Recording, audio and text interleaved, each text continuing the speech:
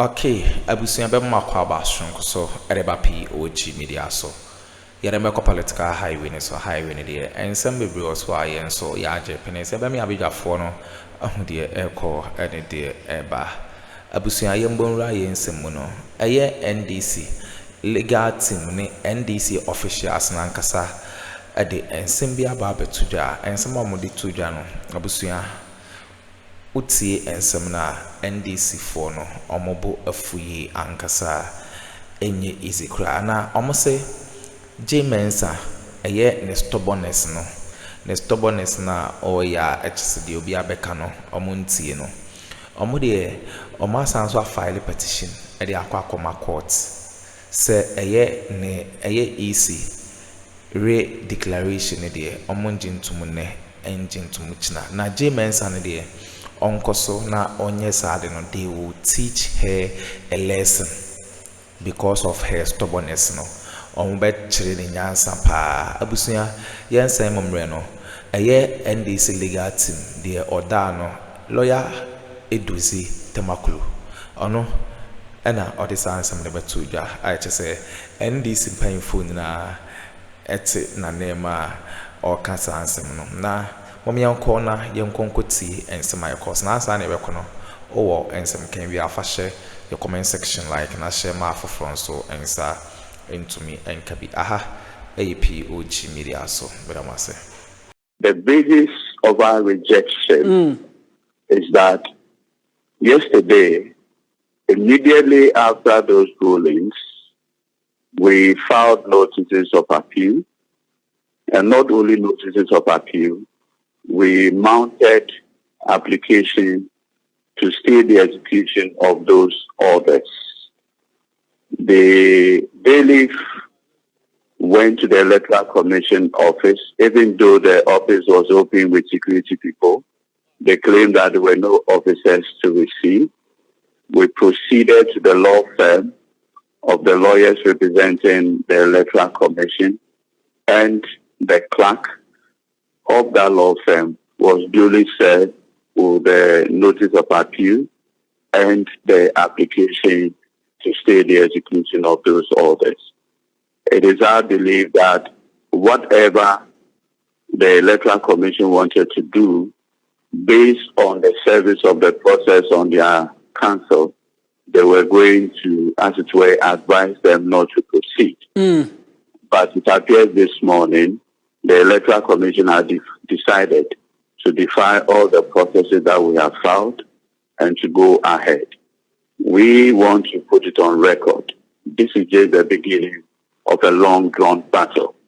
It is in the interest of the Commission to have respected the processes of the courts rather than collude with those NPP candidates to do what appears to be purported redeclarations. The Electoral Commission is not learning. Unfortunately, the intransigence, the stubbornness of the commissioners is amazing. The last time, you hardly proceeded to do this declaration on the basis of a court order. Subsequently, that order was set aside and everything that you have done. So sometimes you want to believe that sobriety will be the lot of these commissioners. But they are so much in haste. They are so much in haste just to please the NPP, against just allowing due process to take its course. I can assure you, and like I pointed out, we are going to fight this matter to its logical conclusion. Really, this state of our country, that is what reflected in the December 7 election results, a gap of more than 1.6 million for the presidential, the total massacre in parliament, about 2/3 of the votes going to the NDC side of the aisle, something that has never happened in the Fourth Republic. That itself should tell you this was a round rejection, a repudiation of the total mismanagement of every sector of our country. And here we are. Now we are beginning to see the full length of the frog. If you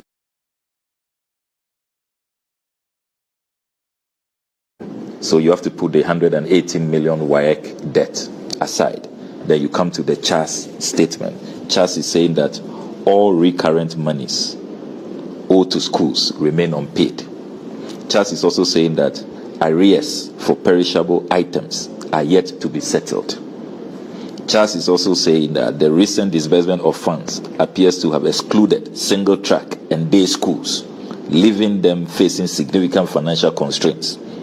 CHAS again adds that funds for transporting food items from distribution centers to schools have not been released, creating logistical and financial burdens for school heads. Then CHAS adds to the tall list that some schools have not yet received funds to cover essential utility bills, posing a serious threat to the smooth operation of schools. So it's such a tall list. And then you add CTAC. I mean, the CTAC strike has become the longest strike in the colleges of education history of our country. If you look at the entire period since we've had the teacher training institutions when they were upgraded to become colleges of education in 2012, you look at that entire history of teacher training, we've never had such a protracted period of strike. Ahead of the elections, they were offered all kinds of promises. And as CTAC is pointing out, those promises have not been kept. And so it's just a hot mess. And there's really no sector that you don't see mounting arrears. The last time the president-elect assessed the energy sector, it emerged that the energy sector has a debt of $2.5 billion. That's the energy sector alone, you know. So there's really no sector from where we sit in Parliament which has not been crippled by the gross mismanagement and the lack of priorities. And you see, what troubles me in this whole discussion is the fact that, Doc, as we speak, massive payments are going on. They are paying contractors of their choice, crony contractors. The Mahama side of the transition team has issued a statement condemning what is going on and urging the government to stop it. The awards of last-minute contracts, the payment of same, even mobilization and all of that. Contracts, some of which are not going through due process. The mass recruitments, the promotions, and all of that. So if you have funds to pay contractors that are clearly falling within a certain favorable bracket, because there is no, if you listen to even the road contractors who have petitioned, they talk about how the payments they hear about are not being spread. It's not on a pro rata basis. You know, favorites have been selected and they are getting all the monies. You know, so this government must prioritize. And you see, in the face of all of these arrears, Doc, isn't it shocking that their preoccupation in Parliament when we returned after the election, the only thing they are championing, for which they are even using Ghanaian workers as human shield, blackmailing Ghanaian workers, that they will not comply with Article 180 of the Constitution and allow Parliament to approve the appropriation in advance expenditure in advance of appropriation, which must be for the next 3 months of 2025, January to March. We have a situation where we could really have a shutdown of government, where between January and March, salaries will not be paid until such a time that a finance minister is nominated, is vetted by the House and approved. We are now trying to, discuss within our caucus some clever mechanism of probably right after January 7, once the vice president has been sworn in, and God bless her, she's going to become the first female vice president, and we have to celebrate President Mahama for the confidence reposed in women. The discussion now is that we could then get her to deliver what many are calling the mini budget immediately in the 9th Parliament to avert this shutdown. But you see, what people are not even averting their minds to is that it's not only salaries.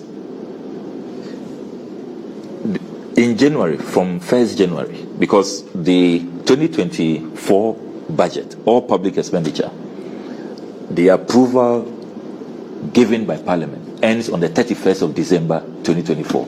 So from 1st January, all public expenditure, our meeting to elect a new speaker, on what basis are we going to be spending for that activity? The inauguration of the new government, the swearing in of the new president and vice president, and that whole ceremony, inviting dignitaries from across the world. You have to transport them, you have to refresh them. All of that expenditure, you require parliamentary approval. That has not been done. When we return from the elections, our colleagues' focus, their preoccupation was tax waivers.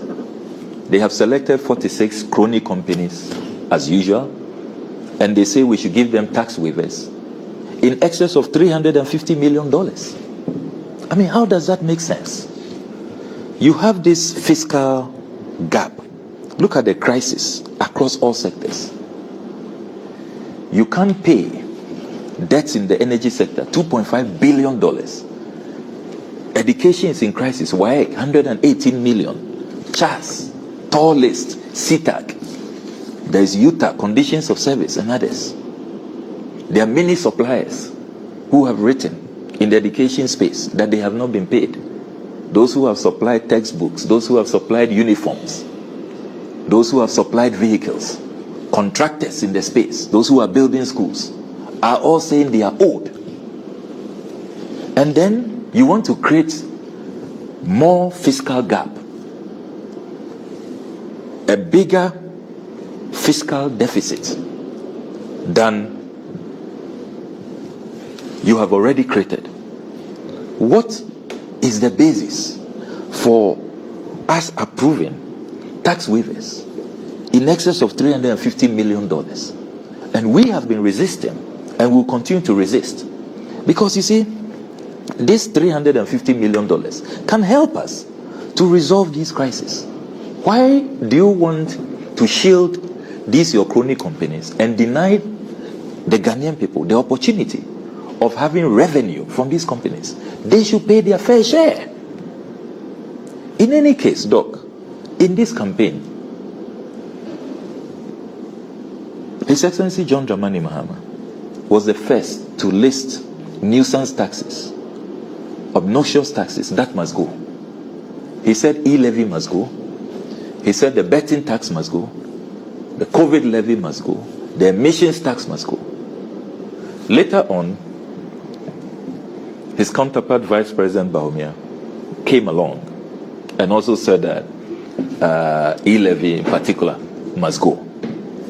Even though, they fought us in Parliament, to the hilt, ignored public sentiments, and eventually even mocked the Ghanaian people by organizing an e-levy party, baked an e-levy cake, threw it in our faces, that we can go to hell.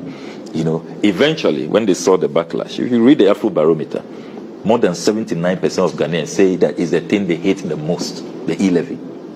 Because it's a tax that attacks the vulnerable. Momo. Everybody is using Momo. And, little transactions. And you go after the vulnerable. It's so regressive. It's so obnoxious. It's so inhumane. And all the projections they made, they didn't even meet them. They were not scientific. And then the false promises that if we allowed them to have e-levy, we won't go to the IMF. That didn't happen. So if there is any group... E-levy was supposed to create how many jobs? Yes. Millions of jobs. They kept throwing all kinds of figures. We were hopeful. E-levy was the panacea for everything. Yeah. It will have solved our unemployment crisis. It's a herbal medicine. Yeah. Herbal medicine cures all. And after all of those promises, nothing happened. They still kept piling taxes. So, if any category... But that's the e-levy party. Yeah, that's the e-levy party. Flaunted it in our faces. Impunity. No respect for the people. No respect. I'm not done. Okay. So, if any intervention ought to have been carried out after this election on taxes, it should be e-levy going. We should be abolishing e-levy, abolishing COVID levy. We are the only country in the world, as we speak, still collecting an e-levy tax. Sorry, a COVID tax, pardon me, a COVID tax. Long after WHO has announced that this is no longer a pandemic. So, why is it that the masses, the rest of us, fortunately, President Mahama said e-levy should go. Bawumia says it should also go. If we have an opportunity as a parliament in this midnight period, these dying embers of the 8th parliament, to do anything on taxes, shouldn't it be abolishing e-levy, COVID levy, the emissions tax, and all of that, those nuisance taxes that we all agreed in the campaign? The government doesn't agree. Bawumia said that he now is converted and e-levy should go. So why is it that what will benefit all of us, that's why you are not interested? It is only a few, 46 companies. They shouldn't pay their fair share. In any case, you remember President Akuffo's first State of the Nation address? There was a whole page about how these tax waivers are destroying our economy, denying us of revenue needed for national development. And he said he was going to really confront tax waivers head on. What changed? Why the U-turn? I'm not a fan of, impoverishing the masses, going after them with, these excruciating taxes, and then you select a few companies that they shouldn't pay their fair share. When even the criteria for selection, we have been asking, how were these companies selected? Then they claim, we want to support industrialization, 1D, 1F. What is the track record? What is the track record of 1D, 1F? We've been doing 1D, 1F for 8 years, and yet the statistical service tells us that unemployment has worsened. You came to power with unemployment at 8%. It's now 14.7%, according to the Ghana Statistical Service. How has it impacted import substitution? So how has this 1D, 1F, your industrialization policies, how has it reduced unemployment? We rather see unemployment getting worse. If you read the latest Afro barometer, 41% of Ghanaians say their headache is unemployment. 41%. Import substitution has not been addressed. We don't have any competitive advantage. We are still importing virtually everything. Factories have collapsed under a 1D, 1F era where tax waivers are being shared like confetti. In my own constituency, I feel so embarrassed that they celebrated factories that made my constituency so famous have all collapsed. Doc, are you aware Japan Textiles has collapsed? Well, Japan I Textiles. knew it was collapsing, but I didn't Yeah, know it's totally collapsed over the last few months. Workers are at home. They've shut down the place. We have to even try and mobilize the youth to go and be helping to protect, properties there, because it's at the mercy of the vagaries of the weather and thieves and all of that. Who would have thought Japan Textiles? I mean, a country that has so many uniform institutions. We can't give school uniform contracts to Japan Textiles, Akuffo Textiles. The textile industry used to be one of the major employers in the 70s, 80s, 90s. It's all collapsed. We're importing everything from China. Yet we say we are doing 1D1. Okay, abusia we ne ensema course so political highway ne so. NDC legal team.